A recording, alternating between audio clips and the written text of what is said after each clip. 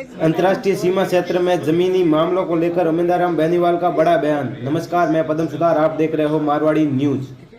बहुत गंभीर मामला है और वैसे प्रतिबंधित क्षेत्र के अंदर कोई परमिशन एसडीएम की परमिशन के बिना जा ही नहीं सकता और एसडीएम के रहते हुए ऐसी गड़बड़ी हुई है तो इसकी जांच करवाएंगे और उसको सख्त सख्त सजा भी दिलाएंगे। ये मामला आपके संज्ञान में है, इसको लेकर पिछले 2-3 दिन से मेरे संज्ञान में आया है और मैंने बात की है और इनको इसकी जांच करवाएंगे।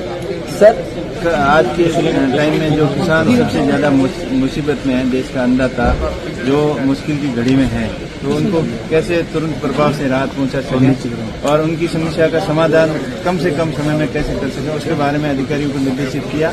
और वाकई में बहुत ज्यादा अपने क्षेत्र के अंदर बाड़मेर संसदीय क्षेत्र के अंदर बहुत ज्यादा लाइट की दिक्कत है। आज किसानों को 2 से 2.5 घंटे एवरेज बिजली मिलती है, जिसकी वजह से अपने रबी की फसल की बुआई नहीं कर पा रहे हैं और बहुत ज्यादा परेशानी में है।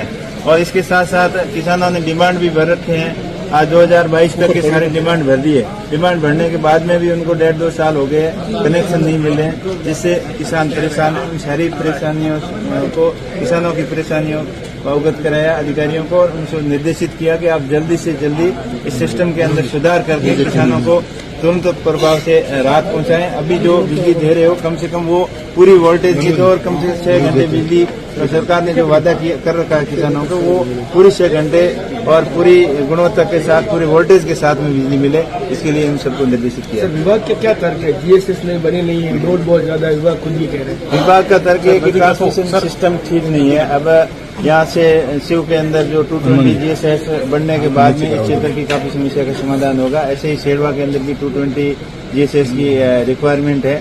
तो 220 जीएसएस बनने से और ट्रांसमिशन लाइनें दुरुस्त होने से ही इस सिस्टम का सुधार होगा। लेकिन फिर भी अभी तुरंत प्रभाव से कैसे किसानों को राहत दे सकते हैं, कहाँ की बिजली कम ज्यादा करके, जैसे घरेलू उपभोक्ताओं को ये बोल रहे हैं कि रात में हम सप्लाई काट के किसानों को बिजली देंगे।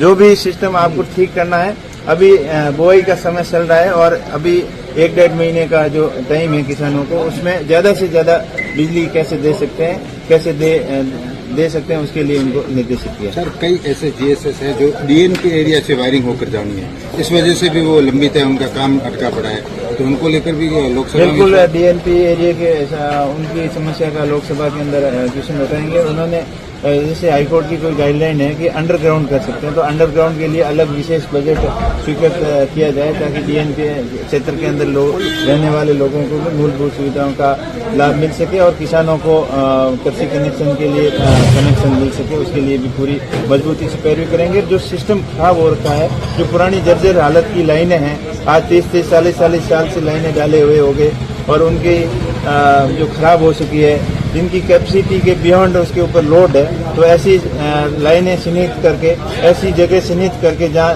जीएसएस की नए की रिक्वायरमेंट है, वो पूरे सिस्टम को अपग्रेडेशन करने के लिए निर्देशित किया गया है। सर, शिकायत आ रही है कि मेरिट तक तोड़कर कनेक्शन दिए जा रहे हैं। कुछ शिकायत आई है, उनको मैंने अभी डीएम साहब और उनके चीफ साहब को और एससी साहब को उनसे अवगत कराया है। वो जांच करके ऐसे जिसने भी ऐसी गलती की है उनको बख्शा नहीं जाएगा। सर, महत्वपूर्ण सवाल है कि सरहदी इलाके में एक एसडीएम पर ये आरोप लगे हैं कि 1000 बीघा जमीन उसने अपने परिजनों के नाम पर खरीद ली।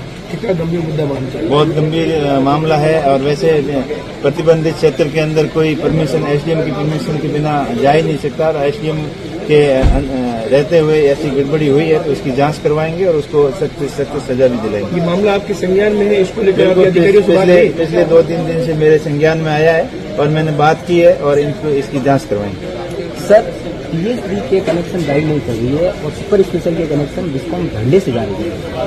नहीं, अभी सुपर स्पेशल का भी मैंने बात किया। सुपर स्पेशल में भी यही दिक्कत आ रही है, जहाँ कैपेसिटी नहीं है, जहाँ लोड देने की कैपेसिटी के बियॉन्ड लोड ज्यादा है, तो वहाँ पर सुपर स्पेशल के किसी भी प्रकार के नहीं दे रहे हैं। पहले एग्जिस्टिंग जो कनेक्शन है उनको पूरी बिजली दे, पूरी वोल्टेज के साथ में दे, ये निर्देशित किया और आज सिस्टम को ठीक करके लंबित कनेक्शन जो भी है, जो सामान्य योजना के हैं या स्पेशल के हैं, सुपर स्पेशल के हैं, सारे कनेक्शन जल्द से जल्द सिस्टम को अपग्रेडेशन करके देने के लिए निर्देशित किया है। और अधिकारियों ने ये बताया कि हम इससे पूरी टीम लगी हुई है, आने वाले 1 साल के अंदर सारे सिस्टम को दुरुस्त कर देंगे। जहाँ फीडरों की जरूरत है तो नए फीडर भी बनवाएंगे, नए ट्रांसफार्मर भी लगवाएंगे, और जहाँ 1133 के 132 और 220 के GSS की आवश्यकता है वो सारे एरिया चिन्हित कर लिए गए हैं और उनकी विस्तृत कार्य योजना बनाकर आगे भेजी गई है। और हमारा भी प्रयास रहेगा कि राज्य सरकार और केंद्र सरकार से उनकी पूरी पैरवी करवाकर और किसानों की समस्या का समाधान जल्द से जल्द हो, ये हमारा पूरा प्रयास है। सर, मटेरियल की उपलब्धता के लिए भी कुछ प्रयास किए जा रहे हैं और क्या कार्रवाई की जा रही है? बिल्कुल, मटेरियल की भी कमी है। ये सारे जैसे ट्रांसफार्मर जल जाते हैं तो टाइम से रिप्लेसमेंट नहीं होते, रिपेयरिंग होके नहीं आ रहे, उनकी शॉर्ट सप्लाई चल रही थी। कनेक्शन के लिए जो ट्रांसफार्मर आने थे वो नहीं आए। कई जगह दूसरे जो फीडर हैं, फ्यूज हैं, दूसरे केबल हैं, वो सारी मटेरियल की कमी थी। वो तुरंत प्रभाव से परचेज करने के लिए उनको डिमांड बढ़ाकर भेजने के लिए निर्देशित किया है, ताकि MD से और सेक्रेटरी से भी बात करेंगे और इन समस्या का जल्द समाधान निकालने का प्रयास करेंगे। थैंक यू, धन्यवाद।